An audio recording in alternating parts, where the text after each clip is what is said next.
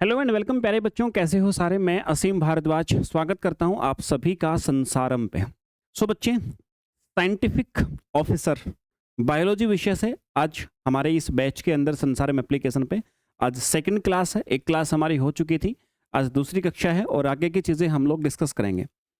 हमने कुछ बातें फोरेंसिक बायोलॉजी के विषय में डिस्कस करी थी।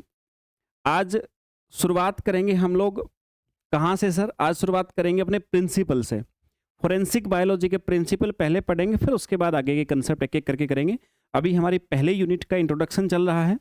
इसके बाद जैसे जैसे आप लोग पहले यूनिट कंप्लीट करोगे तो आप लोग इतना समझ जाओगे कि फोरेंसिक बायोलॉजी में आपको पढ़ना क्या है। क्वेश्चंस फर्स्ट यूनिट से बहुत सारे आएंगे, लेकिन बाकी यूनिट से फिर केस स्टडी आएंगे आपके। तो फिर वो केस स्टडी के लिए आप तैयार हो जाओगे, फिर हम लोग उस प्रकार के क्वेश्चन साथ साथ में करेंगे। ओके भाई हेमंत, चलो भाई शुरू करते हैं सर। फोरेंसिक बायोलॉजी के ये आपके हो गए प्रिंसिपल्स। फोरेंसिक बायोलॉजी के बच्चे ये हमारे पास में है प्रिंसिपल्स। फोरेंसिक बायोलॉजी कुछ फंडामेंटल साइंटिफिक प्रिंसिपल आधारित होती है जो कि बायोलॉजिकल एविडेंस के कलेक्शन, प्रिजर्वेशन, एग्जामिनेशन और इंटरप्रिटेशन को साइंटिफिकली रिलायबल बनाते हैं। मतलब ये हुआ फोरेंसिक बायोलॉजी के जो फंडामेंटल प्रिंसिपल है ना, क्या प्रिंसिपल है? ऐसे प्रिंसिपल को ध्यान में रखा जाता है कि जो हमें किसी भी क्राइम वाली साइट पे हमें एविडेंस का कलेक्शन कर सके, हम उन एविडेंस को फिर प्रिजर्व कर सके कि कोई दूसरा व्यक्ति उनके साथ छेड़छाड़ ना करे, उनका एग्जामिनेशन अच्छे से कर सकें और फिर एग्जामिनेशन करके जो व्याख्या करनी है कि क्या कंक्लूजन निकाला, उन चीज़ों को साइंटिफिकली रिलायबल बनाता है। ये प्रिंसिपल हैं। अगर ये प्रिंसिपल को हम ध्यान में रखते हैं तो ये सारी बातें पॉसिबल हो पाती हैं। तो प्रिंसिपल मतलब ऐसे तथ्य हैं, ऐसे फैक्ट हैं, ऐसे नियम हैं हमारे लिए फोरेंसिक बायोलॉजी में कि जिनको ध्यान में रख करके हम ये सारी चीज़ें अच्छे से पूरी कर पाते हैं। ये प्रिंसिपल फोरेंसिक इन्वेस्टिगेशन की एक्यूरेसी को, उसकी वैलिडिटी को और उसकी जो कानूनी तौर पे स्वीकार्यता है, लीगल एक्सेप्टेंस, उसको सुनिश्चित करते हैं सर। ठीक है, बताऊंगा एक एक करके सारे। अभी फोरेंसिक बायोलॉजी का मुख्य उद्देश्य क्या होता है भाई? जो बायोलॉजिकल एविडेंस है, बायोलॉजिकल मतलब हम हमारे जो बॉडी है, बॉडी से संबंधित जो भी एविडेंस हमें क्राइम साइट से या फिर किसी जिस भी केस में हमें प्राप्त हुए हैं, उसके माध्यम से साइंटिफिक ट्रुथ का पता लगाना। इसलिए फोरेंसिक एनालाइज अनबायस्ड होना चाहिए, सिस्टमेटिक होना चाहिए और रिप्रोड्यूसिबल होना चाहिए। और मॉडर्न जो हमारी फोरेंसिक बायोलॉजी है वो molecular biology, genetics, biochemistry, microscope, इन सारी चीज़ों की सहायता से आज हम संभव हो पाए। मतलब हमारी विज्ञान की ये जो माइक्रोस्कोप है, बायोकेमिस्ट्री है, जेनेटिक्स है या फिर आणविक बायोलॉजी है, ये हमारी विज्ञान की शाखाएं हैं। इन ब्रांच के अंदर जितना ज्ञान है ना, ये सारा ज्ञान लेकर के फिर हम लोग फोरेंसिक बायोलॉजी को सीख पाते हैं, अपने केस सोल्व कर पाते हैं।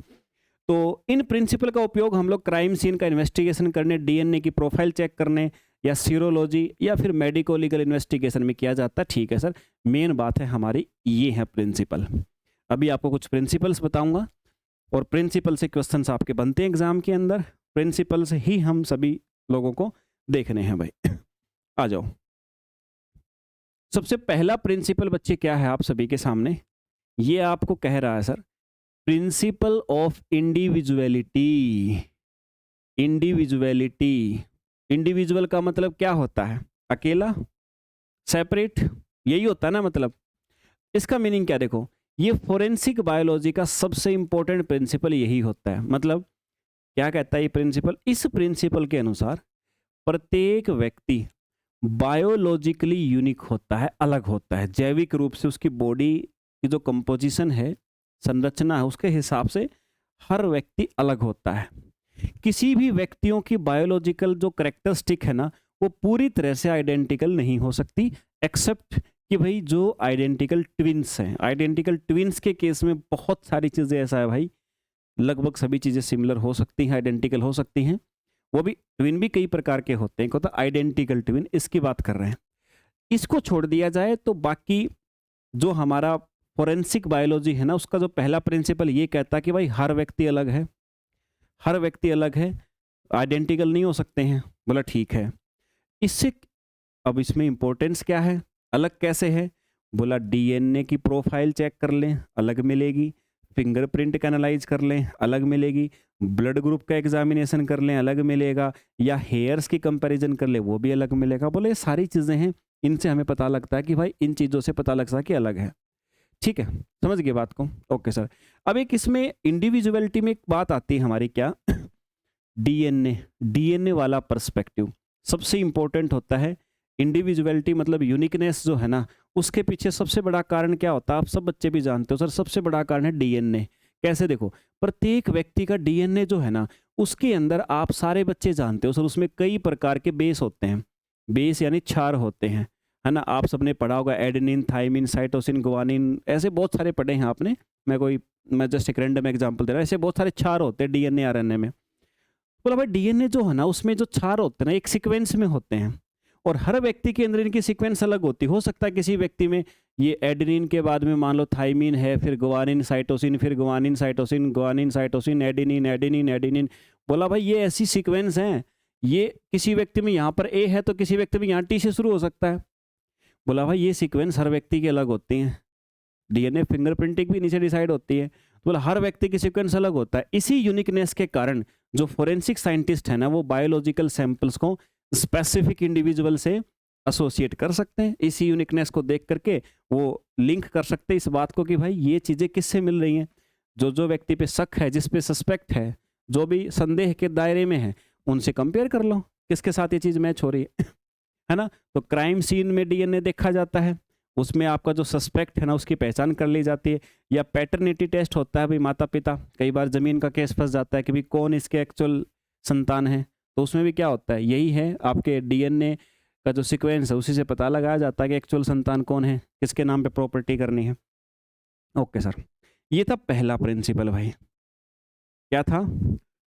Principle of individuality. दूसरा है आपका लोकार्ट्स एक्सचेंज प्रिंसिपल। देखो नाम तो दिख रहा है, लेकिन सर है बड़ा आसान। क्या है सर ये प्रिंसिपल फोरेंसिक साइंस का फाउंडेशन माना जाता है आज हमारे द्वारा। इसको एडमंड लोकार्ट ने प्रपोज किया था भाई। क्या है सर? सुना है ना? मतलब चोर की दाढ़ी में तीन का, ऐसी कुछ मुहावरे लोगों के आपने कही थे ना, जहाँ ऐसा भी कुछ सुना होगा आपने कि बिना आग के धुआं नहीं उठता। मतलब जहाँ कुछ हुआ है वहाँ पे सस्पेक्ट तो मिलेगा, यानी एवरी कॉन्टैक्ट लीव्स ए ट्रेस। समझ गए ना? मतलब एवरी कॉन्टैक्ट लीव्स ए ट्रेस, मतलब मतलब इसको अपनी लैंग्वेज में बोलें तो हर घटना पे सबूत जरूर मिलते हैं। जहाँ पे कुछ हुआ है ना, वहाँ पे सबूत आपको पक्का मिलेगा। ये इसका एक्चुअल मीनिंग है। मतलब जब दो ऑब्जेक्ट या पर्सन एक दूसरे के कॉन्टेक्ट में आते हैं ना, तो मटेरियल्स का एक्सचेंज अवश्य होता है। जहां घटना होगी, क्राइम होगा, दो व्यक्तियों का कांटेक्ट होगा, दो व्यक्तियों का कांटेक्ट होगा तो मेरे भाई पक्का कुछ ना कुछ तो बॉडी से एक्सचेंज होगा। कोई ना कोई तो बायोलॉजिकल एविडेंस है जो एक की बॉडी से दूसरे में एक्सचेंज होगा। या तो हेयर ट्रांसफर होंगे, स्किन की सेल ट्रांसफर हो सकती, ब्लड के जो आपके धब्बे हैं वो हो सकते, फाइबर्स हैं बॉडी के, या फिर हमारी सेलाइवा है। ये सारी चीज़ों में से कोई ना कोई तो वहाँ पे जरूर क्या होगा बच्चे, ट्रांसफर होगा। ये था दूसरा principal.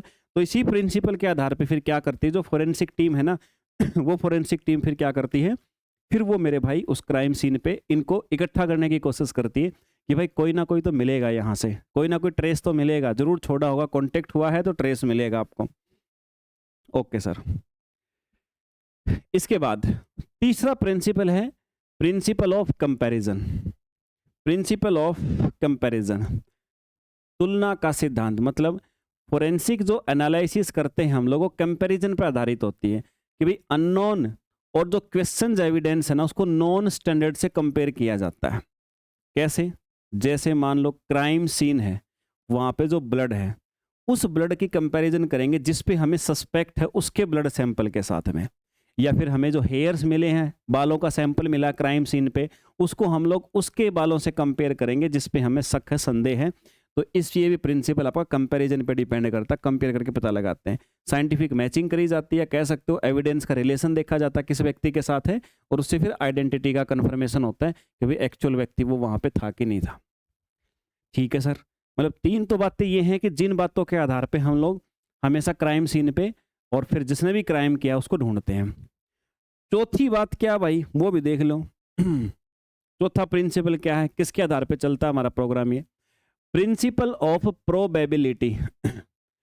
Forensic biology absolute certainty नहीं, मतलब फोरेंसिक बायोलॉजी में कभी भी एग्जैक्टली हम ये नहीं कहते कि इसी ने सब कुछ किया है।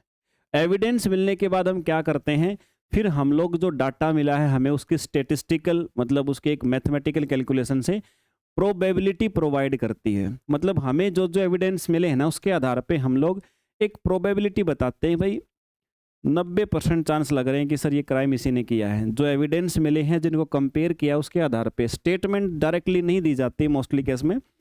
जो भी आप सभी के सामने एविडेंस मिले हैं, एविडेंस का उपयोग करके फिर हम लोग क्या करते हैं, एविडेंस की सहायता से हम प्रोबेबिलिटी बताते हैं कि लगभग सर इतने % चांस हैं इसने किया है। अब किसी की 50% चांस है तो किसी दूसरे को ढूंढ के उससे कंपेयर करते हैं, उसके ज़्यादा चांस है तो उसके ऊपर फिर ज़्यादा हम लोग साइंटिफिक एप्लीकेशन अप्लाई करते हैं। जैसे डीएनए प्रोफाइलिंग एग्जाम्पल है। डीएनए मैच होने पर प्रोबेबिलिटी कैलकुलेट की जाती है कि भी सेम डीएनए पैटर्न किसी अन्य व्यक्ति में मिलने की संभावना कितनी है बच्चे, है ना। इससे क्या होता है, साइंटिफिक रिलायबिलिटी हो सकती है, या कोर्ट में एविडेंस के रूप में इस चीज़ को हम लोग इवोल्व कर सकते हैं, इवोल्यूशन किया जा सकता है। फिर बच्चे प्रिंसिपल ऑफ प्रोग्रेसिव चेंज, ये क्या मतलब है सर, समझो। बायोलॉजिकल एविडेंस है ना, वो समय के साथ में चेंज या डिग्रेड हो सकता है, खराब हो सकता है। जैसे हीट से हो सकता है, मॉइस्चर से हो सकता है, माइक्रो ऑर्गेनिज्म खराब कर, सनलाइट खराब कर सकती है। जैसे डीएनए हमारा डिग्रेड हो सकता है, ब्लड हमारा खराब हो सकता है, टिश्यू डिके हो सकता है ना। तो इस बात का भी ध्यान रखा जाता है फोरेंसिक साइंस में। ये भी हमारा क्या है, एक सर प्रिंसिपल है, ये भी हमारा प्रिंसिपल है मेरे भाई आपका, कि प्रोग्रेस चेंज को भी ध्यान में रखना है। जो एविडेंस जुटाए हैं उन सभी एविडेंस को आपको ऐसे जगह प्रिजर्व करना पड़ेगा जहां पे ये खराब ना हो, डिग्रेड ना हो, तभी आप लोग कंक्लूजन तक पहुंच पाओगे। अगर ये बात ध्यान नहीं रखोगे तो फिर फोरेंसिक बायोलॉजी में क्या करोगे, आप समझ ही नहीं पाओगे। छठा है बच्चे प्रिंसिपल्स ऑफ एनालिसिस। जो फोरेंसिक एनालिसिस है वैलिडेटेड साइंटिफिक मेथड द्वारा की जानी चाहिए। जो भी आपको एविडेंस मिले हैं उन सभी एविडेंस से आपको अब कंक्लूजन निकालना है कि फाइनली कंक्लूजन देना है आपको। तो कंक्लूजन देने के लिए ऐसा नहीं कि आपके मन में आया वही मेथड आपने लगा दिया, कुछ साइंटिफिक मेथड से निर्धारित हैं, उन्हीं मेथड का उपयोग करके आप उससे इवोल्यूशन करोगे जो है। इससे क्या होगा, एक्यूरेसी बनी रहेगी, रिलायबिलिटी होगी इस बात पर, और रिपीटेबिलिटी। ये 3 आपकी रिक्वायरमेंट होती हैं। मेथड इसके लिए पीसीआर का मेथड का यूज करते हैं, डीएनए सीक्वेंसिंग मेथड का यूज करते हैं, माइक्रोस्कोप का यूज करते हैं, और सीरोलॉजिकल टेस्ट भी करते हैं, ब्लड से रिलेटेड टेस्ट होते हैं। ये सारी चीजें, ये मेथड होते हैं। पीसीआर आप लोग पढ़ चुके हो पहले ही, डीएनए सीक्वेंसिंग भी पढ़ चुके हो, माइक्रोस्कोपी भी पढ़ चुके हो आप लोग अलग से, और सीरोलॉजिकल टेस्ट भी पढ़ चुके हैं। सारी बातें आप लोग जानते हो। तो इन्हीं चीज़ों का यूज इसमें भी हम लोग करते हैं। मतलब इसमें नहीं पढ़ा आपने, यहाँ तो अभी शुरू किया हमने, लेकिन आप सभी पहले किसी न किसी एग्जाम की प्रिपरेशन आप लोगों ने करी होगी तो पढ़ा होगा। जैसे एपी वाली सेट की एग्जाम की प्रिपरेशन आपने करी होगी, सेट एग्जाम की तैयारी करी होगी तो वहाँ जरूर पढ़ा होगा आपने। किसी बच्चे ने नहीं करी है तो कोई खास बात नहीं, यहाँ पे ये चीज़ें जो है आगे चल करके हमारे पास यूटिलाइज होंगे। अभी तो हम एक बार प्रिंसिपल पे ध्यान देते हैं, ये चीज़ें हमारी कुछ टेक्निक्स आएंगी तो उनमें इनका जिक्र आएगा तो समझा दूंगा आपको। फिर principle of chain of custody, एक है हमारे पास सर ये वाली चीज़, chain of custody. Biological evidence की कंप्लीट डॉक्यूमेंटेशन मेंटेन की जाती है। मतलब एविडेंस को कलेक्ट करना, उनको पैकेजिंग करना, उनका ट्रांसपोर्टेशन, उनका स्टोरेज, और फिर लेबोरेटरी एनालिसिस। ये सारी चीज़ों की जो चेन है ना, ये पूरी चेन को हमें फोकस करना पड़ता है बच्चे, इसी को फॉलो करना पड़ता है और अच्छी प्रकार से फॉलो करना पड़ता है, ताकि किसी इनमें से किसी भी चीज़ में डिफेक्ट या किसी प्रकार की छेड़छाड़ ना हो सके हमारे एविडेंस के साथ में। तो ये चेन ऑफ कस्टडी कहलाता है बच्चे आपका। ठीक है, ओके सर। इससे क्या होता है, जो एविडेंस है उनकी इंटीग्रिटी बनी रहती है। Principle of objectivity, forensic scientist को अनबायस्ड होना चाहिए। ऑब्जेक्टिविटी शब्द का मतलब होता है आपको आपके सामने चाहे क्राइम जिसने किया है वो हो, चाहे जिसका क्राइम किया गया, कोई मरा हुआ है किसी ने मारा हो, आपको दोनों को ऑब्जेक्ट समझना है। आपको बायस नहीं होना है किसी की तरफ से। कभी ऐसा ना हो कि आप अपनी पूरी की पूरी कैलकुलेशन जो एविडेंस है उस एविडेंस को आप लोग आगे ले जा करके किसी एक तरफ बायस कर दो। ठीक है, ओके सर। यानी फैक्ट के आधार पे बात होनी चाहिए, अपनी पर्सनल ओपिनियन पे नहीं। फिर एक होता है बच्चे प्रिंसिपल ऑफ डॉक्यूमेंटेशन, मतलब हर फॉरेंसिक स्टेप जो है वो प्रॉपर्ली रिकॉर्ड किया जाना चाहिए। फोटोग्राफ्स हैं, रिपोर्ट्स हैं, सैंपल के लेवल हैं, लेबोरेटरी के जो नोट्स हैं, सब चीज़ें प्रॉपर डॉक्यूमेंट फॉर्म में होनी चाहिए। ये ऐसा नहीं कह सकते हम लोग कि भाई ये ठीक है मैंने टेस्ट कराया था मुझे याद रह जाएगा, नहीं, डॉक्यूमेंटेशन पूरी होनी चाहिए बच्चे। इससे क्या कोर्ट में प्रेजेंट कर सकते हैं हम, एविडेंस के रूप में ट्रैक किया जा सकता है और इससे ट्रांसपेरेंसी बनी रहती है। फिर एक होता है बच्चे आपका 10वां principle, principle of ethical conduct. Principle of ethical conduct मतलब फोरेंसिक बायोलॉजी में एथिक्स बहुत जरूरी है। एथिक्स के लिए क्या चाहिए आपको? कॉन्फिडेंशियलिटी चाहिए, साइंटिफिक रूप से होनेस्ट होना चाहिए आप जो मेथड आप यूज कर रहे हो। देखो कॉन्फिडेंशियलिटी मतलब आपकी इंफॉर्मेशन लीक नहीं होनी चाहिए। साइंटिफिक ऑनेस्टी, जो भी साइंटिफिक मेथड लगा करके आप एविडेंस को कैलकुलेट कर रहे हो उसमें ऑनेस्टी रखनी पड़ेगी आपको। एविडेंस को आपने मैनिपुलेट नहीं करना, बदलना नहीं है। ह्यूमन के राइट्स का भी आपने सम्मान करना बच्चे। समझ गए ना बात को? ये होता आपका एथिक्स की बातें। चलिए सर, ये बात प्रिंसिपल्स वाली आपको उम्मीद करता हूँ समझ में आ गई होंगी, है ना। अभी हम आएंगे अपनी जो मेन बात है, अभी अपनी मेन बात में हम लोग आएंगे। और मेन बात क्या है हमारी? अगर मेन बात की तरफ हम लोग चलें तो just a second, yes, ethics वाली बात, ठीक है, एथिक्स वाली बात भाई, एथिक्स वाली बात पे आ जाओ। एथिक्स वाली बात आप सभी को क्या कह रही है?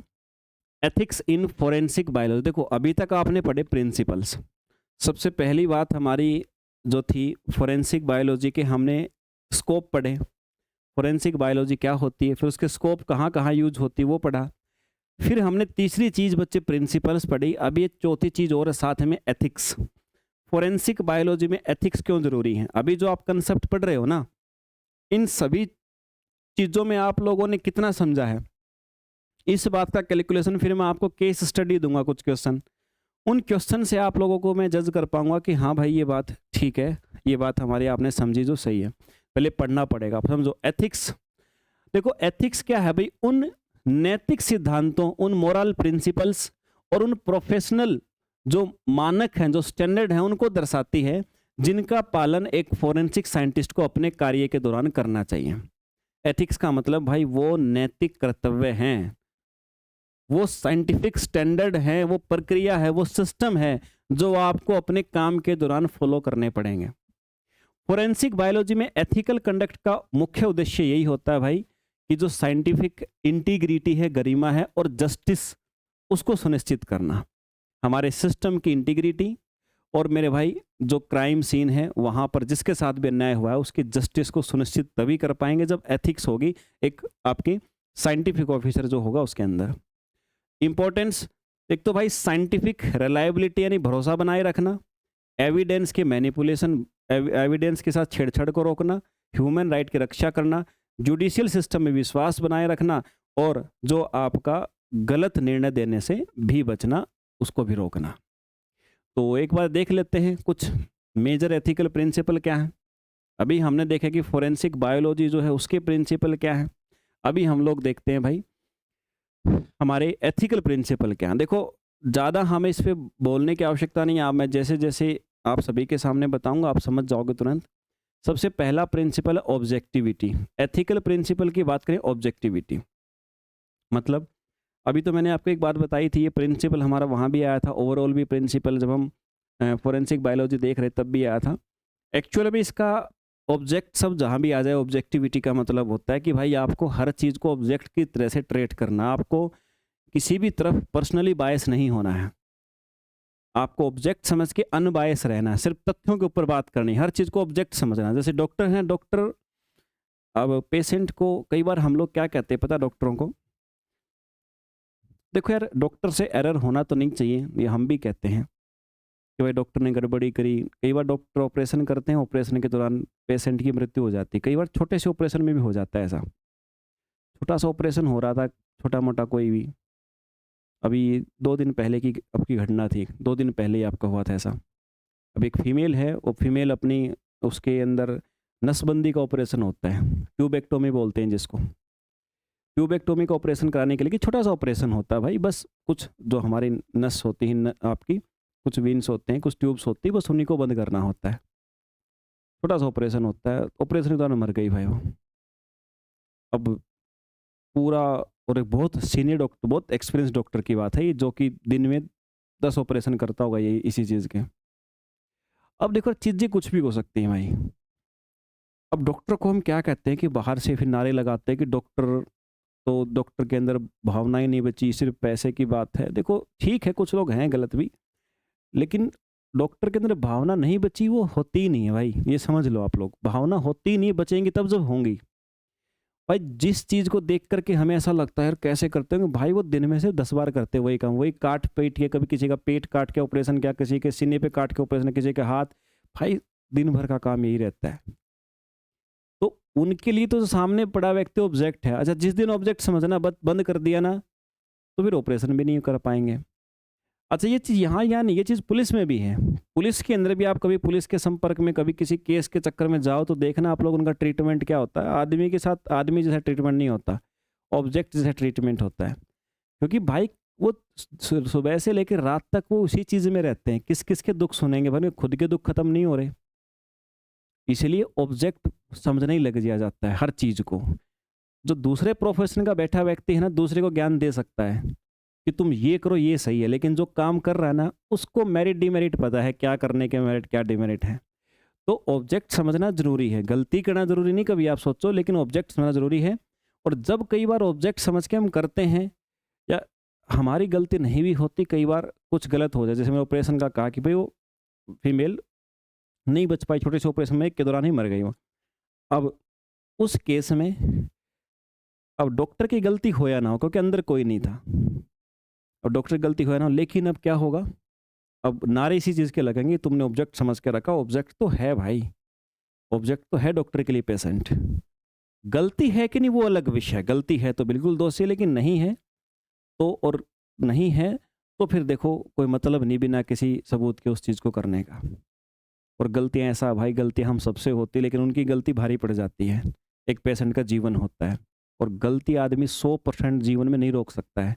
99% आदमी कंट्रोल कर सकता है अपनी गलतियों को, 100% कंट्रोल नहीं कर सकता। इसलिए रिस्क तो हमारे साथ हमेशा ही है, रिस्क तो हमेशा ही है। अब डॉक्टर जो मेडिसिन देता है, क्या वो गारंटी दे के देता है कि मेडिसिन से तुम ठीक हो जाओगे? अगर मेडिसिन से हम ठीक हो जाते तो हम हर साल में 3 बार 4 बार 2 बार बीमार क्यों पड़ते हैं? ठीक नहीं होते, कुछ समय के लिए ठीक होते हैं। तो हर चीज़ पे लागू है, ये ऑब्जेक्टिविटी है कि ऑब्जेक्ट की तरह से ट्रीट करो, जो दिक्कत हो उसका सॉल्यूशन करने की कोशिश करो, आइदर लॉन्ग टर्म और शॉर्ट टर्म। ठीक है भाई, तो अनबायस रहना चाहिए, इम्पार्शियल होना चाहिए, और जो एनालिसिस करते समय साइंटिफिक एविडेंस के आधार पे होनी चाहिए, न कि पर्सनल ओपिनियन के आधार पे। यदि डीएनए एनालिसिस सस्पेक्ट के पक्ष में जाता है तो साइंटिस्ट को वही रिजल्ट रिपोर्ट करना चाहिए, चाहे इन्वेस्टिगेशन एजेंसी की अपेक्षा कुछ भी हो। एजेंसी चाहे कुछ भी चाह रही हो, लेकिन आपने जो एविडेंस देखे हैं आप वही रिपोर्ट बना के दोगे। दूसरा, इंटीग्रिटी ऑनेस्टी। ठीक है सर, ये तो हर चीज़ में ही होता है, तो इंटीग्रिटी और ऑनेस्टी भी होनी चाहिए। साइंटिफिक रिजल्ट को सच और एक्यूरेट रूप से प्रस्तुत करना चाहिए, डाटा के साथ फैब्रिकेशन नहीं करना चाहिए, फाल्सिफिकेशन या मैनिपुलेशन यानी कोई छेड़छाड़ जो अनएथिकल हो नहीं करनी चाहिए। यानी एक्यूरेट रिपोर्ट बना के दो, गलत कोई इंटरप्रिटेशन व्याख्या मत करो, कोई एविडेंस के साथ छेड़छाड़ मत करो। लेकिन ये तीनों ही काम आजकल भरपूर हो रहे हैं। मतलब तुम्हारा गवर्नमेंट जॉब लगना इसलिए भी ज़रूरी है क्योंकि समाज भरा पड़ा इन तीनों चीज़ों से। तुम लाइफ में जहाँ भी तुम्हें आवश्यकता पड़ेगी ना, कि कोई तुम्हारी एक्यूरेट रिपोर्ट बनाए, कोई गलत व्याख्या ना करें, कोई तुम्हारे खिलाफ हुए कुछ भी जुर्म के खिलाफ एविडेंस से छेड़छाड़ ना करें, तो मेरे भाई ध्यान रखना, आपको लड़ना, आपको है ना, जब कोई क्राइम होता है, मान लो लड़ाई झगड़ा हो गया, कुछ भी हो गया, तो आपको लड़ना पता है किससे? सबसे पहले लड़ना इन चीज़ों से है। तुम इनको कैसे रोकोगे भाई? जिसके पास पैसा है ना 10 जगह पे फेंक के मारेगा वो। ये यहाँ पर बैठे व्यक्ति जिनकी सैलरी 50,000 लाख होती होगी ना, उनको 10 लाख का ऑफर देगा 1 मिनट के अंदर, फिर भी नहीं होगा तो 20 का दे देगा, जिसके पास 50 होंगे 50 का दे देगा, जैसी क्षमता जिसकी है वैसा ही ऑफर दे देगा। ये लोग भाड़ के कुत्ते की तरह से भाग करके कुत्ते की तरह से दौड़ेंगे उनके पीछे पीछे। कैसे रोक लेंगे बताओ? और हो ही रहा है भाई, हर जगह पे हो रहा है। आदमी को कानून व्यवस्था सही है, कानून तो सही है, बेचारे बैठे हैं, उनके सामने एविडेंस ऐसे जाते हैं, लड़ाई झगड़ा होगा, किसी ने मारा, किसी को कुल्हाड़ी से मारा, और बीच में वो एविडेंस हॉस्पिटल में जब एडमिट हुआ तो सामने वाले को पता लग गया, उस हॉस्पिटल में हॉस्पिटल वाले मालिक को ही कॉल किया, भाई कुल्हाड़ी से मारा था लेकिन डंडी का होना चाहिए, डंडे का होना चाहिए, डंडी या डंडे छोटा सा मोटा ऐसा होना चाहिए। वो बना देगा भाई, नहीं कुल्हाड़ी की तो मचोट ही नहीं है, डॉक्टर लिख के दे देगा। हो गया सर ये छेड़छाड़, है ना। तो भाई ये एविडेंस के आधार पे ही, और जज क्या करेगा, जज के सामने जो रिपोर्ट जाएंगी ना, वो रिपोर्ट में लिखा है कि डंडे से मारा है। तुम कितना भी चिल्ला लो भाई कुल्हाड़ी थी, बोला कैसे कुल्हाड़ी थी, डॉक्यूमेंट में नहीं है। सब कुछ मिली भगत है वहाँ पे। हर व्यक्ति ने अपने अपने वो बना के रखे हैं कि हम सही क्यों हैं। किसी पुलिस वाले से पूछो, बोलेगा सुबह से शाम तक भूखे दौड़ रहे हैं, खाना भी नहीं खा पाते 8-8 घंटे की ड्यूटी में, क्यों ना हम रिश्वत लें। तुम क्या करते हो, अरे भाई तो तुम्हें लग रहा है तो तुम छोड़ दो ये पद, तुम इसके लायक नहीं हो, तुम्हें लग रहा है, लेकिन रिश्वत लेना कौन सा उचित। लेकिन सब ने अपने अपने बना रखे हैं कि हम रिश्वत इसलिए लेते हैं क्योंकि हम ऐसे हैं। दुनिया कौन सी अच्छी है भाई, दुनिया की छोड़ो, तुम देखो ना अपना, सब अपना अपना देखो तो सब सुधर जाएगा। दुनिया को देख के तो सारे बिगड़ जाओ फिर, है ना। दुनिया में तो आइंस्टाइन भी था, रामानुज भी था, शंकराचार्य भी था, दुनिया में तो बहुत कुछ थे, उनको नहीं देख रहे तुम लोग। चलिए समझ में आ गई बात। तो ये बनाए रखनी पड़ती। तीसरी कॉन्फिडेंशियलिटी, इसका मतलब है कि जो पर्सनल इन्फॉर्मेशन है वो कॉन्फिडेंशियल रखनी चाहिए, किसी के साथ लीक नहीं करनी चाहिए। जैसे डीएनए प्रोफाइल है, मेडिकल रिकॉर्ड है, विक्टिम की इन्फॉर्मेशन है, पैटर्निटी टेस्ट है, ये सारी चीज़ें। तो इनसे प्राइवेसी प्रोटेक्शन होती है और ह्यूमन की डिग्निटी बची रहती है और लीगल आपका न्याय मिलता है। फिर चेन ऑफ कस्टडी मैंने कहा कि जो एविडेंस का कलेक्शन से लेकर के और लास्ट में लेबोरेटरी एनालाइज तक, ये पूरी चेन आपके अच्छी प्रकार से क्या होनी चाहिए भाई, ये मेंटेन होने चाहिए, तभी जो डाटा निकल के आएगा ना वो ऑथेंटिक होगा। ध्यान रखना इस बात को। प्रोफेशनल कंपिटेंस मतलब फोरेंसिक साइंटिस्ट को अपडेटेड साइंटिफिक नॉलेज और प्रॉपर ट्रेनिंग मेंटेन करनी चाहिए। प्रोफेशनल कंपिटेंस का मतलब है कि अपडेटेड नॉलेज, जो जो नई तकनीक आती है कि एविडेंस के आधार पे क्या कंक्लूजन निकाला जा सकता है, उसकी जो जो तकनीक आती सारी मेंटेन करनी पड़ेंगे बच्चे उसको।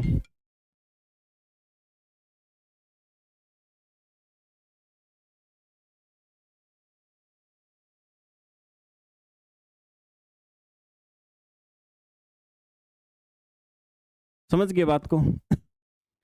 ओके सर, इसके लिए वैलिड मेथड यूज करना होता है, क्वालिटी का एश्योरेंस करना पड़ता है, और लगातार एजुकेशन यानी पढ़ाई जो आपके मेथड्स के टच में आपको रहना पड़ेगा, तभी आपका एक्यूरेट रिजल्ट आएगा और ह्यूमन एरर कम होंगे। अगर आपको मेथड ही ढंग से नहीं आता होगा, अगर आपको मेथड्स ही ढंग से नहीं आते होंगे ना मेरे भाई, तो समस्या क्या होगी, समस्या फिर आपको यही होगी। चलिए भाई आ जाओ, अगली चीज़ पे आ जाओ जरा। Respect for human remains.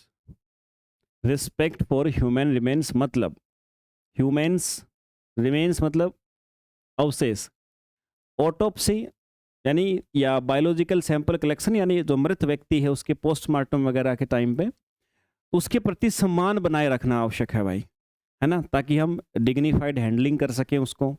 Family के कंसर्न की भी चिंता हो तो हम उसको भी भरोसा दिला सके, फैमिली को भी, है ना। और फिर उसके प्रॉपर डॉक्यूमेंटेशन होना चाहिए।